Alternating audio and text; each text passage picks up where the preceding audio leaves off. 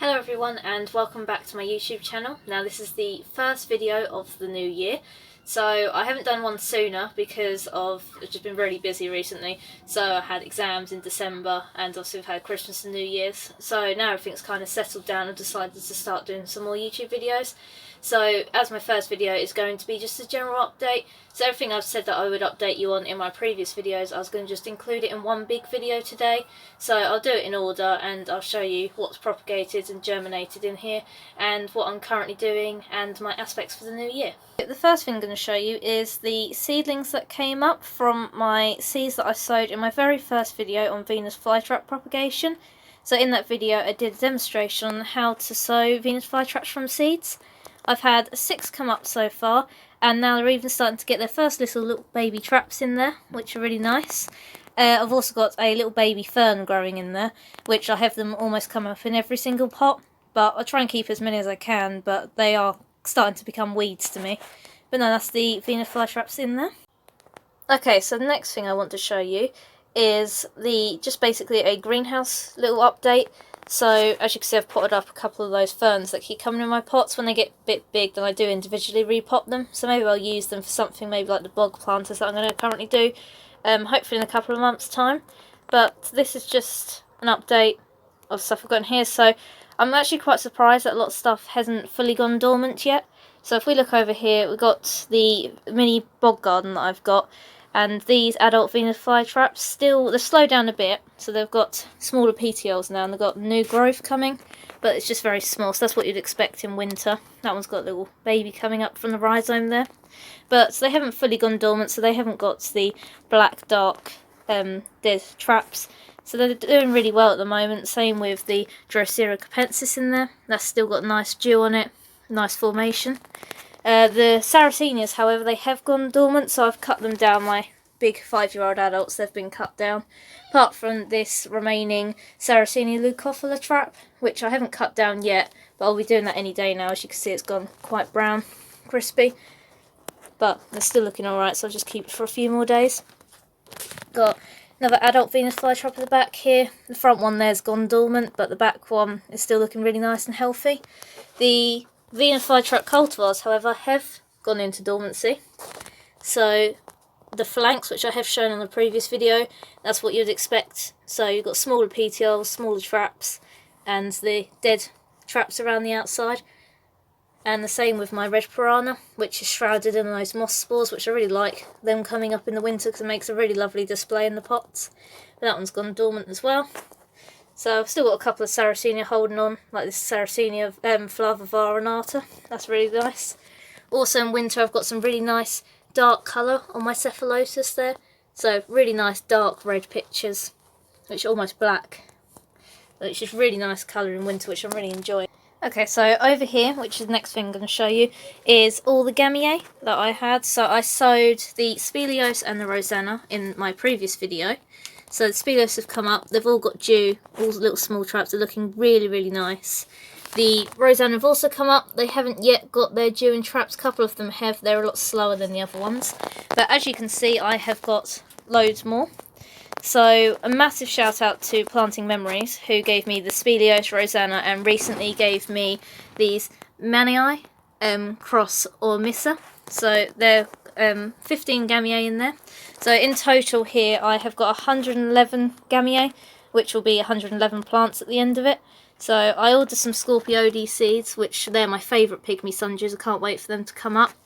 And I also got this freebie of the Pulchella here, Pulchella cross.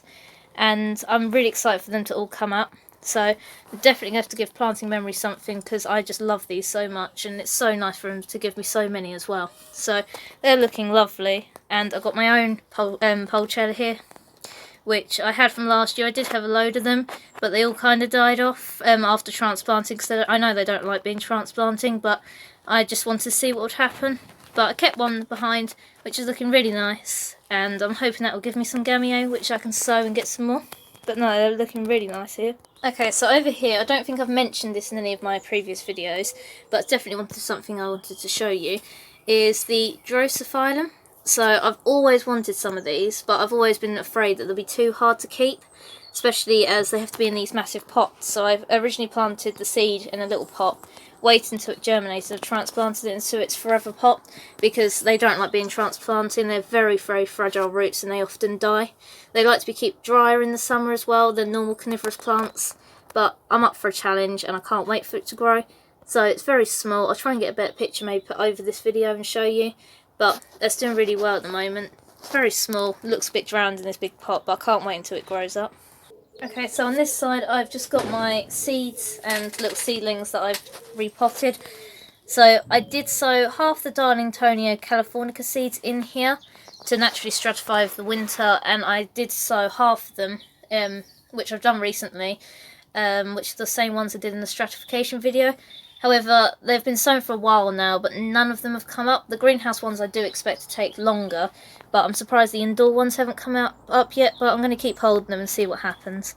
But I've got some other different types of seeds which I've brought quite a few seeds over the winter, just hoping that they'll come up, just experimenting really, and if they don't then I'll just have to buy more, or buy actual plants. But it was just something that I was going to do for fun. Back over here I thought it'd just be worth noticing, I am growing some sphagnum moss. So it's gone a lot greener. This was dead originally when I first put it on here, so I put a small layer of peat and then put some dead sphagnum over the top. So you can see in there it has started to grow. So I was thinking about doing a video in the future of that, of how to grow your own sphagnum moss, because it's a good way for a renewable plant media source as well. The thing I wanted to talk about is basically what I want to do this year and anything I want to do in the future really, just to help grow all these carnivorous plants.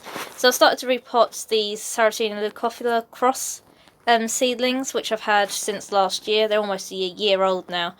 They haven't really had much room to grow, so I thought it would be nice to repot them individually anyway. But I want to experiment on fertilisers to see if it impacts growth levels. So Maxi is the most recommended fertiliser or foliar feed or diluted feed you can give to carnivorous plants.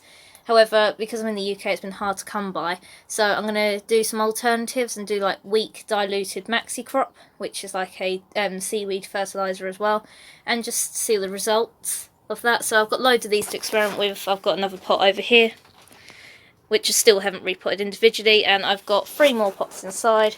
So I've got plenty to experiment on, and I'm just going to do some weak foliar feed on these babies and just see what the results are, which I'll keep everybody updated on, which will be nice to see what happens. And the last thing I wanted to show you is the Drosera capensis. So I had a tray of these. They look really nice and lush when I first showed them in my videos. However, because we've had some cold weather, it has got down to -1 so far in the greenhouse, but it's still been quite warm surprisingly this winter. But some of them still got some nice dew on them with some leaves, but they have died down, so you can see where they start to lose their leaves and their smaller growth as well. So I'm hoping they'll die down to the roots over winter if we get any more harsh weather. So this one's died down completely, but still got a bit of green in the middle, so I'm confident they're all going to come back. The ones inside I have now moved out into the greenhouse as well, because I was battling with an aphid infection over winter, which I've hopefully now dealt with, but I'm just going to see what's happened and just let them do their thing over winter really with most of my plants. Okay, so I think I've gone over everything that I was going to go over. So I've given you basically a rundown of everything's in the greenhouse at the moment, everything that's propagated, and an update from everything that I said I would update in my previous videos. So if there's anything I've left out, then feel free to ask, or if there's anything you think you want to see or know more about, then let me know. If you want more frequent updates, then you can follow my Instagram, so it's at carnivorousplantgirl with an underscore between the words, so same as my YouTube name, and I do a lot more frequent updates on that, pictures of the plants, etc. So I focus more individually on plants rather than as a whole like I do in my YouTube videos. So if you're interested in that, then you can go check it out. It'll be appreciated. You can send me a message if you feel like you want to know anything more, either in the videos or about your own plants. So thank you very much for watching, and hope you have a good day.